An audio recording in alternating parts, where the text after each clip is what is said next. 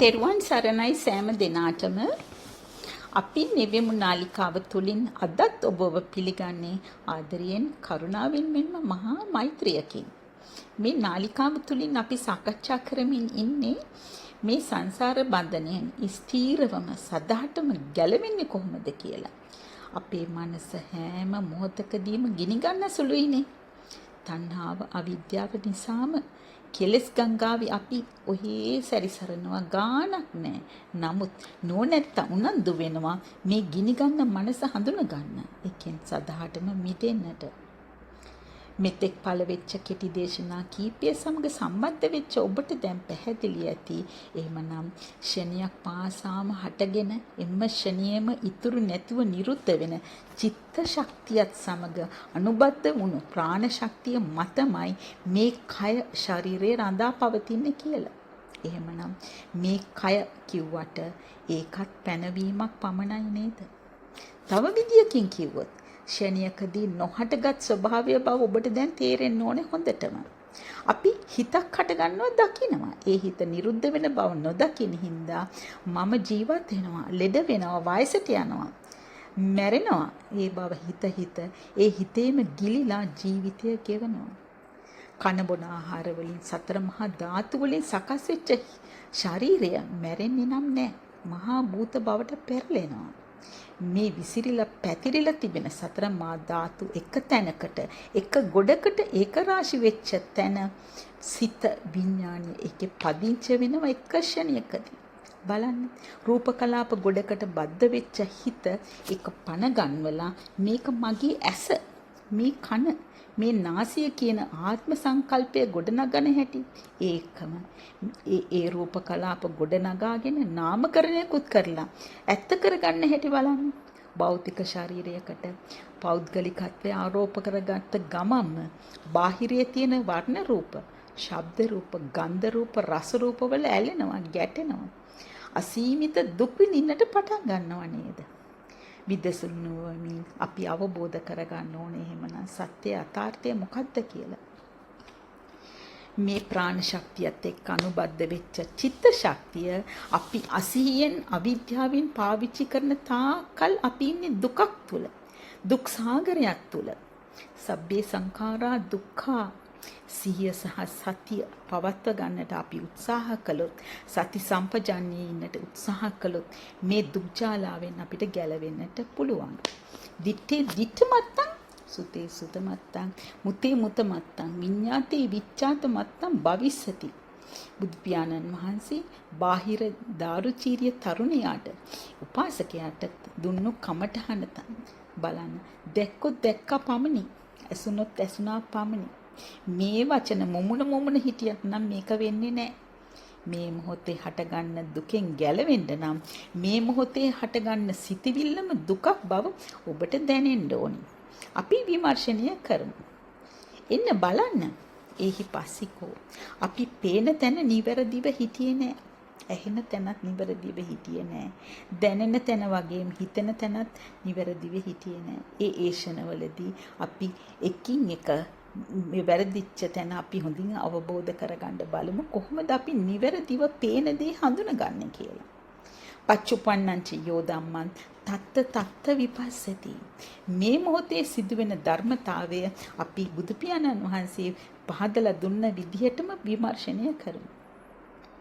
අවිද්‍යාව තුළින් ඒක රාශි වෙච්ච සතරමා ධාතු ස්වභාවය සමග මුසු වෙච්ච චිත්ත ශක්තිය නිසා හඳුනගත්තු අපි නම් කරපු ඇස බාහිරයට විවෘතයි. ඒ කියන්නේ චක්කු ප්‍රසාද රූපයට නිතරම වර්ණ රූප අතෝරක් නැතිව ස්පර්ශ වෙනවනේ. හඳුන ගන්නවා. ඒ හඳුන ගන්න හැම සිතක්ම ඇත්ත වෙන්නේ නැහැ. බලන්න දැන් විනාඩි 10කට කලින් කොච්චර රූප දකින්න ඇද්ද? ඒ වගේම කොච්චර ශබ්දත් ඇහෙන්න ඇද්ද? එකක්වත් මතක නෑනේ. එතනම ඒ සිත් නිරෝධ වෙවි ගිහිල්ලා මන් දන්නෙත් නෑ. පේන දේ පෙනීම තුලම වැය වෙලා ගිහිල්ලා. දිත්තේ දිත්ත මත්තම් භවිස්සති. හැබැයි පේන දේ අතරින් මම යමක් දිහා බලන්න උනන්දුනොත් එක්ක කැමති දෙයක්, එහෙම නැත්නම් අකමැති දෙයක් බලමු. අපි මොකද්ද මෙතන වෙන්නේ කියලා. පේන දේ එහෙමනම් මේ ශනිය ස්වභාවය ධර්මතාවයම නේද? ඇස රූප චක්කු විඥාන. ඇහෙන දේ කන ශබ්ද සෝත විඥාන. දැනෙන දේ දිවට නාසයට කයට දැනෙන දේ වගේම මන ධම්ම මනෝ විඥාන මේ සියල්ලම ඒ ස්වභාවයන් කියලා හොඳින් පෘථග්ජනයාට තේරෙන්නේ නැහැ. ඥානවන්තයාට දකින්නවා මේ සියල්ලම ස්වභාවයන් පමණයි කියලා. පෘථග්ජනයා මොකද කරන්නේ? පේන දේ බලන්න යනවා, ඇහෙන දේ අහන්න යනවා, දැනෙන දේ දැනගන්න යනවා වගේම හිතන දේත් හිත ඉන්න යනවා. බලන්න අවිද්‍යාව තණ්හාව ඉස්සරහට ඇවිල්ලා පේන දේ අතරින් එකක් අල්ලගත්තම එක ෂණයකදී මොකද වෙන්නේ? හරියට කම්පියුටර් එකේ data input edit process download මේ ක්‍රියාවලිය වගේ නේද අපේ මනසේ ක්‍රියාකාරීත්වය. ඇස චක්කු ප්‍රසාදයට වර්ණ රූප ගැටෙන හැම මොහොතකදීම උපදින චක්කු විඥාන ස්වභාවය. ඒ කියන්නේ ඇසේ දැන ගැනීම එතනම නිරුද්ධ වෙවි ගියාට අවිද්‍යාව තණ්හාව හින්දා එතන නවතින හැටි. සිත්වල ගලාගෙන ඇවිල්ලා මනස හටගෙන සලායතනත් ප්‍රතිලාභ විදියට ලැබිලා මේ සේරම ඇත්ත වෙනවා. මානසිකාර සම්භවෝ සබ්බේ ධම්මා. සියලුම ධර්මතා හටගන්නේ එහෙමනම් මනස මූලිකවමයි. බුදු පියාණන් වහන්සේ දේශනා කළා.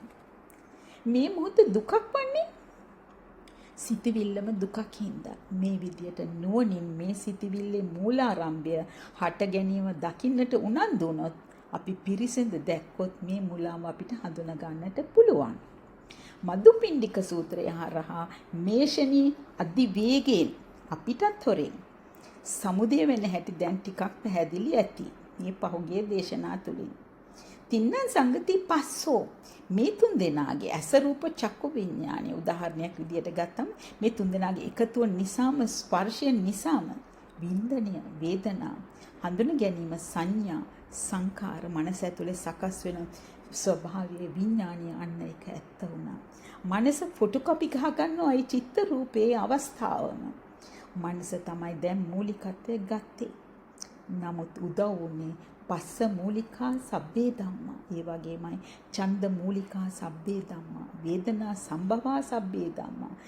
සබ්බ සූත්‍රයේ මේ ටික පැහැදිලි කරලා තියෙනවා. ඒ කියන්නේ සියලුම ධර්මතා හට ගන්නට මුහුණ වන්නේ එහෙමනම් ස්පර්ශය, වේදනාව, වින්දනය, ඡන්දය, කැමැත්ත නේද? කියන්නේ ස්පර්ශය මූලික කරගෙනමයි මේ සියල්ල සකස් වුනේ. ඇසට වර්ණ රූපයේ ගැටෙන මොහොතේ ඇසේ හඳුන ගැනීම කියන තුන් දෙනාගේ ස්පර්ශය කියන අවස්ථාව නම් මග හරින්න එපා. හොඳින් විමර්ශනය කරන්න ඕන. බලන්න අපි තව ටිකක් පැහැදිලි කරලා ගමු. මේ දිට්ඨ මත්තම් දැක්කොත් දැක්ක පමණයි. තවත් එක විදියකින් කිව්වොත් දුටු දේ වින්දනය වීමට ප්‍රථම අතහරින්න. මදුපිණ්ඩික සූත්‍රයත් පටිච්ච සමුප්පාදයේ ධර්මතාව තුලත් අපි මේ දෙක එකතු කරලා මෙන්න මෙහෙම තේරුම් ගන්න උත්සාහ ගමු. චක්කුංච පටිච්ච රූපේච උප්පජ්ජ චක්කු විඥානං තින්නං සංගති පස්සෝ පසපච්චයා වේදනා වේදනා පච්චයා තණ්හා තණ්හා පච්චයා උපාදාන උපාදාන පච්චයා භවෝ භව පච්චයා ජාති ජාති පච්චයා ජරා මරණ ශෝක පරිදේව දුක්ඛ දෝමනස් උපායාස සම්භවಂತಿ ඒව මේ තස කේවලස්ස දුක්ඛ කන්දස්ස සමුදය හෝති. අපිට දැන් හොඳටම පැහැදිලි. ඇස කියන්නේ ධාතු ස්වභාවයක්මයි, සතර මා ධාතු ස්වභාවයක්මයි. ඒ ස්වභාවය ජීවිතීන්ද්‍රයත් එක්ක මුසු වෙච්ච ප්‍රාණ ශක්තිය, චිත්ත ශක්තිය, අර අවකාශයේ තියෙන සතර මහා ධාතු සමග එකතු වෙලා ඒ හටගන්න කම්පණය නිසාම මැවිල්ලක් තමයි අපි යමක් දෙයක් කියලා අවිද්‍යාව තුළම හඳුනගන්නේ. ඒ තණ්හාව හින්දාමයි. බලන්න ඇසට අපට අංශක 180ක පරාසයක්ම පේනවා. පෙනීම තුලම දිය වෙලා යනවා. නමුත් අපි දෙයක් හඳුනා ගන්නවා. අපි මේක හොඳින් උදාහරණයක් තුලින් පැහැදිලි කරන්න උත්සාහ කරමු. අපි පෙනීම තුලම ඉන්නකොට සියල්ලම බිඳි යන ස්වභාව ධර්මය නේද එතන තිබුණේ. එතනින් එකපාරට මොන පූසක් දැක්කා. පූස දැක්ක ගමන්ම ඔන්න සිත්වල ගලාගෙන ගිහිල්ලා කෙලවර මොකද වුනේ? අපි ධර්මයට අනුව උදාහරණ මගින් මේක හොඳට පැහැදිලි කරලා ගමු. පස්ස පච්චයා වේදනා ස්පර්ශය ප්‍රත්‍ය කරගෙන වින්දනයක් හටගත්තා. වේදනා පච්චයා තණ්හා වින්දනය ප්‍රත්‍ය කරගෙන තණ්හාව හටගත්තා. තණ්හා පච්චය උපාදානං. තණ්හාව කියන්නේ එතන ගැටුණා, ගැටිච්ච ගමම උපාදානෙ හට. අපි මේ ටික හොඳට තේරුම් ගමු. පූසා මොකද මේ වෙලාවේ කුස්සිය කැම ටික වහලාද දන්නේ. පූසා මේ සුඩ නැගලා කයිද දන්නේ. ඌ මහා කරදරකාරයා එලවන්න ඕනේ. අනේ මොකද්ද මේ කරදරේ දොර වහලා ආවද දන්නේ. ඔන්න බලන්න සිටිවිලි ගලාගෙන ආපු හැටි. උපාදාන පච්චය භව. බලන්න භව වෙච්ච හැටි. ඒ කියන්නේ මේ ඇහැ රූප චක්කු විඥාණයෙන් පස්සේ මනස තුල මේ වෙච්ච සංසිද්ධිය අපි එකින් එක හොඳට තේරුම් ගමු. ඔන්න උපාදානිය වුණා. වර්ණ රූපය වින්දනීය වීමේ සංඥාව සංකාර වෙලා වර්ණ රූප විඥාණය. ශබ්ද රූපය වින්දනීය වීමේ සංඥාව සංකාර වෙලා ශබ්ද රූප විඥාණය. ගන්ධ රූපය වින්දනීය වීමේ සංඥාව සංකාර වෙලා ගන්ධ රූප විඥාණය. රස රූප වින්දනීය වීමේ සංඥාව සංකාර වෙලා රස රූප විඥාණය. ස්පර්ශ රූප වින්දනීය වීමේ සංඥාව සංකාර වෙලා රස රූප විඥාණය. බලන්න ඒ පංච උපාදාන ස්කන්ධයම හටගත්තා. ඊළඟට ස්කන්ධානම් පාතුභාවෝ ආයතනානම් පටිලාභෝ. ආයතන සංකල්පයෙන් හටගෙන 31 තලයකම භව වීම හටගත්තා. එහෙනම් උපාදාන පත්‍ය භවෝ මේෂණියේ මේ සියල්ලම දැඩිව අල්ලගෙන උපාදානිය වෙච්ච හැටි දැන් තේරෙනවා නේද? දැන් බලන්න ඒ සිත මේ මොහොතේ පූස බවටපත් වෙලා. භවපත්‍ය ජාති. දැන් සිත තව තවත් සිතවිලි ගලාගෙන එනවා. මොකක් සම්බන්ධ පූස සම්බන්ධවමයි. ඒ පූසව කියන මේක ගොනු කරගෙන සිතවිලි ගලාගෙන එනවා. ජාති පච්චය ජරා මරණ ශෝක පරිදේව දුක්ඛ දෝමනස් උපායාස සම්භවಂತಿ. මේ හටගන්න සිතවිලි වෙනස් වෙවි ඇති වෙනවා නැති වෙනවා දුක් ජාලාවක් දෝමනස් උපායාස සම්භවಂತಿ. බලන්න දුක්ඛ ස්කන්ධයක්ම හටගත්තු හැටි දැන් පැහැදිලි නේ. එහෙමනම් ඇහැ රූප චක්කු විඥාන මේ සිත් පළමු වටේම නිරෝධ වෙන බව දැක්කේ නෑ. මනස තුල හටගෙන පූස කියන චිත්ත රූපය බලගත් වෙලා හරියට ගිනි වලලු වගේ දියසුලි වගේ ඒ ගැනම සිත්වල හටගෙන මෝහය මූලික කරගෙන කෙලෙස් ගංගාවක ගලාගෙන ඇවිල්ලා ඒ මොහොත වහගත්තු හැටි. එහෙමනම් අපි අවදියෙන් ඉන්න ඕනේ මේ මොහොතේ වෙන සංසිද්ධිය දකින්නට. පළමු වටේම එක තැන එකවර එකටම නිරෝධ ස්වභාවය දකින්නට වීර්ය ගන්න ඕනේ. අප්‍රමාදී වෙන්න ඕනේ. මනසේ ක්‍රියාකාරීත්වය හටගන්නට ඉස්සෙල්ලා අධි වේගයෙන් වෙන මේ ක්‍රියාවලිය නුවණින් දකින්නට විරිය කරන්නට ඕනේ. කන බලන්න කනට ශබ්ද ඇහෙනවා. කනේ ශබ්දය කනේ විඥාන කන ශබ්ද කනේ විඥානය මේ විදිහටම තේරුම් ගන්න පුළුවන්. අපිට කොස් ගහේ කොස් කොළවල නාරටි විඤ්ඤාසය ගැන දැනගන්න ඕන නම් අපි හැම කොළයක්ම බලන්න ඕනේ නැහැ. එක කොළයක හොඳට තේරුම් ගත්තම ඒ වගේ තමයි කියලා අවබෝධ කරගන්න පුළුවන්. ඒ වගේ තමයි එක සිතක් හොඳින් විමර්ශනය කළොත් පිරිසිඳ දැක්කොත් නුවණට අවබෝධ වෙනවා. ඒ සිතත් මේ සිතත් එකම විදියට හටගෙන එක තැන පෙරපසු නැතිවම නිරෝධ වෙන ස්වභාවය. අපි දැන් දිට්ඨ මත්තන් ගැන විමසුවා. දැන් එහෙමනම් සුතේ සුත මත්තන් කියන එකත් පොඩ්ඩක් විමසලා බලමු. ඔන්න කන බාහිරයට විවෘත කනට මොන දැන් ශබ්ද ඇහෙනවා. ඒ අතරින් ටුක් ටුක් එකක ශබ්දේ ළඟ හිත නැවතුණා. ඔන්න අපි විමර්ශනය කරනවා. ඒ ටුක් ටුක් එක මෙතන ගේ ළඟ නැවැත්තුවේ කවුරු ආවත් දන්නේ නැහැ. කවුද මේ වෙලාවේ ආවේ? අම්මා නම් ඊයේ එන කතාවක් කිව්වා. ඉක්මනට යන්න ඕනේ. කොහොම හරි ඒ ගාන ගෙවන්න පුළුවන්. කොහොම හරි දවල්ට කෑම ටිකක් දෙන්නත් පුළුවන්. කොච්චර කිව්වත් අම්මට තනියෙන් එහෙම යන්න එපා කියලා අහන්නේ නෑනේ. මොන හරි ටිකක් කතා කරගෙන පුළුවන්. අනේ අම්මට ධර්ම කරුණු ටිකක් හරි මට කියලා දෙන්න පුළුවන් වේවි මේ වෙලාවේ. බලන්න සිත්වල සිටිවිලි ගලාගෙන ආපු හැටි. මනෝ මූලිකා සබ්බේ ධම්මා.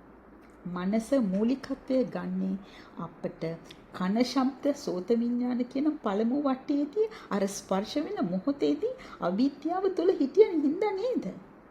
සංසාර බන්ධනය නම් වූ සිරගෙදර අපි සදාකාලිකව හිරකාරය වෙච්ච හැටි දැන් තේරෙනවා නේද? විහිරකාරය වෙන හැටිත් අපිට තේරෙනවා නේද? සුතේ සුතමත්තම් භවිස්සති. ඇසුනා පමණයි. වින්දනය වීමට පෙරම අතහරින්න නම් අපි හොඳට මේ ගැන දැනුවත් වෙන්න ඕනේ. කල්යාණ මිත්‍රයා පහදලා දෙන දේ Taman තුලින් දකින්නට උත්සාහ දරන්න ඕනේ. දැනෙන දේත් ඒ වගේ. නාසයට, දිවට, කයට දැනෙන දේත් ඒ වගේමයි. එතනම පළමු වටේම නිරෝධ වෙන බව දකින්නට ඕනේ. අප්‍රමාදී වෙන්නට ඕනේ. හිතන දේත් ඒ වගේම දකින්න. සිතේ ස්වභාවය සිතුවිලි. ඒ සිතුවිලි කියන්නේම මනසේ ඒ මොහොත තුල අවිද්‍යාව තණ්හාම නිසාම ඩවුන්ලෝඩ් කරගත්තු ඇත්ත වෙච්ච චිත්ත රූප ජාලාවක් විතරයි. ඒ සිතුවිලි එතනම බිඳි බිඳි ගලාගෙන බව දකින්නට උත්සාහ කරන්න ඕන. අන්න විද්‍යාවෙන් සත්‍ය යථාර්ථයෙන් දකින්න හැටි. ඒ වෙනුවට අපිම කරන්නේ මොකද්ද? එක සිතුවිල්ලක් ඇත්ත කරගෙන ඔහේ මානසිකාර කර මනෝමාලිගා හදනවා. මන ධම්ම මනෝ විඥානත් මේ පළමු වටේම නිරෝධ ස්වභාවය අත්දකින්නට අප්‍රමාදී වෙන්නට ඕනේ. මෙහෙම අතහැර යනකොට මොකද වෙන්නේ? ඇස කන නාසය දිව කය මන මේ ඉඳුරන් සමග එක්වීමක් වෙන්නේ නැහැ. එහෙමනම් බාහිර ලෝකේනොත් අතහැරෙනවා. ඒ ස්වභාවය මෙලොවත් නෙවෙයි, පරලොවත් නෙවෙයි, ඒ දෙක අතරත් නෙවෙයි. නිවන ලබන එකම මාර්ගය එයයි. ඒක තමයි මගේ බුදු පියාණන් වහන්සේ බාහ්‍ය සූත්‍රයෙන් දේශනා කළේ බාහ්‍ය කියන තරුණයාට. දැන් අපිට තේරෙනවා මනසේ ක්‍රියාත්මක වෙන ස්වභාවය. ඒ කියන්නේ බල ගැන්වෙන ස්වභාවය. එතනම දුබල වේගන යන්න පටන් ගන්නවා. මොකද ඇත්ත දකින්න සත්‍ය යථාර්ථය තේරුම් ගන්න මනසේ ස්වභාවය දුබල වෙනවා. data input edit process වෙනුවට දැන් මොකද වෙන්නේ? input delete වෙන වී යන හැටි ප්‍රායෝගික උදාහරණයක් තුලින් මේ විදිහට පැහැදිලි කරගත්තොත් හරි පහසුයි. දැන් හොඳට පැහැදිලි නේද? මේ කරන ක්‍රියාවලිය, මේ කෙරෙන ක්‍රියාවලිය සත්‍ය යථාර්ථය තුලින් ඒ මොහොතේ සිටිවිලි සකස් වන්නේ අවිද්‍යාව තණ්හාව හින්දාමයි. ඒ හේතුවට අනුකූලව ඒ ඵල හටගෙන එතනම හේතුඵල නිරෝධ වී යන බව දකින්න මම මගේ සම්බන්ධයකින් තොරව අන්න ප්‍රඥාවන්තයා නුවණැත්තා මේ විදියට දකින්න උත්සාහ කරනවා. ඉමස්මින් සති ඉදං හෝති. ඉමස්මින් අසති ඉදං නහෝති. කිසිම දෙයක් නොහටගත් ස්වභාවයමයි එහෙනම් පවතින්නේ. ඒ වුණාට ඉමස්ස උපාදා ඉදං uppajjati. ඉමස්ස නිරෝධා ඉදං නිරුජ්ජති. අන්න යමක් දෙයක් හටගත්තද උත්පාදනය වුණාද ඒකත් එතනම පෙරපසු නැතිවම නිරෝධ වෙනවා. හටගන්නේම සිටිවිල්ලක් ආරම්මණයක් නේ. ඒකත් එතනම නිරෝධ වෙනවා. සබ්බ නිමිත්තානං අමනසිකාරං. සිත දෙයක් බවට පත් වෙන්නේ නැත්තම් බලන්න සසර සකස් වෙන්නේත් නෑ නේද? අපි අවබෝධයෙන්ම නිවෙන්න ඕනේ. සංකිතේන නිබ්බිදාය බලන්න එන සිටිවිලි එතනම නිරෝධ වෙන ස්වභාවය අත්දකින්න. බලන්න නිල්හස හරීම පැහැදිලි. ඒත් ඝනවලාකුළු ඇවිල්ලා අර නිල්හස වහ ගන්නවා. මේ විදියට ඔබේ ඇතුළාන්තය දකින්න. යෝනිසෝ මනසිකාරය කරමින් ධම්මානුධම්ම ප්‍රතිපත්ති පිහිටන්න ඕනේ. මෙතෙක් බලගැන්විලා ආධිපත්‍ය කරගෙන හිටිය මනස දැන් මෙහෙකාරයෙක් වෙලා. ප්‍රඥාව තමයි අධිපතිත්වයේ අරගෙන තියෙන්නේ. බලන්න එතකොට සති ධම්ම විජය විරිය පීති පස්සද්ධි සමාධි උපේක්ඛා බෝධිඅංග ධර්ම වැඩෙමින් ඔබ ක්‍රමයෙන් නිවන හැටි බලන්න ඔබටම දැනේවි. ඔබේ අභ්‍යන්තරය පරිවර්තනය වන හැටි ඔබටම දකින්නට පුළුවන්. එහෙමනම් මමත් සබාධමත් එකක්මයි නේද? ඒ වුණාට අවිද්‍යාව තණ්හාවෙන් හින්දා අපි සබාධමට අයිති දේ මගේ කරගන්නවා. දික්ටි මානියෙන් බැබලෙනවා. කොතරම් අසාධාරණයක්ද නේද? සබාධමට අයිති දේ සබාධමටම තෑගි කරන්න. නම් අපි එතනම ඒ සිතුවිලි අතහරින්නම ඕනේ. මනසේ මුලාව හඳුනගෙන ඒකෙන් ගැලවෙන්න උත්සාහ කරන ප්‍රඥාවන්ත ඔබ සෑම ක්ෂණයක්ම එහෙමනම් මගහැරෙන්න නම් දෙන්න එපා. සබ්බ නිමිත්තානං අමනසිකාර වෙන බවම දකින්න. තවත් කෙටි දේශනාවක් තුළින් අපි නැවතත් හමු වෙමු. මනසේ නිවීම පිළිබඳව පැහැදිලි කරගන්න දෙයක් තියෙනවා නම් අවශ්‍ය කෙනෙක්ට කතා කරන්න පුළුවන්. ඩිස්ක්‍රිප්ෂන් බොක්ස් එකේ තියෙන මගේ ටෙලිෆෝන් නම්බරය කතා කරලා විස්තර පැහැදිලි කරගන්න. සෑම දිනාටම තෙරුවන් සරණයි. යහපතක්ම වේවා.